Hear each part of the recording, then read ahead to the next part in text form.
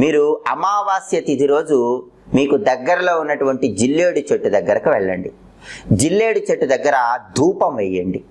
జిల్లేడు చెట్టు దగ్గర ఒక దీపాన్ని వెలిగించండి.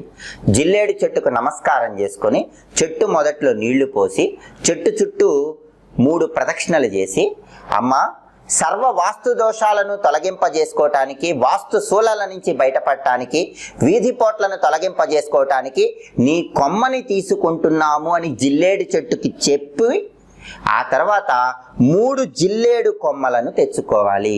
అవి కూడా ఏ సైజులో ఉండాలి? మీ మోచెయ్యి సైజులో ఉండాలి. మీ మోచెయ్యి వరకు ఇది ఎంత సైజులో ఉందో అంత సైజులో 3 జిల్లేడు కొమ్మలు తెచ్చుకోవాలి. తెచ్చుకున్న ఆ 3 జిల్లేడు కొమ్మలకి పసుపు కుంకుమలతో బొట్లు పెట్టండి. ఆ తర్వాత మనకి దారాల్లో పసుపు రంగు దారము, ఎరుపు రంగు దారము ఉంటాయి. ఆ పసుపు రంగు, ఎరుపు రంగు దారాలని ఆ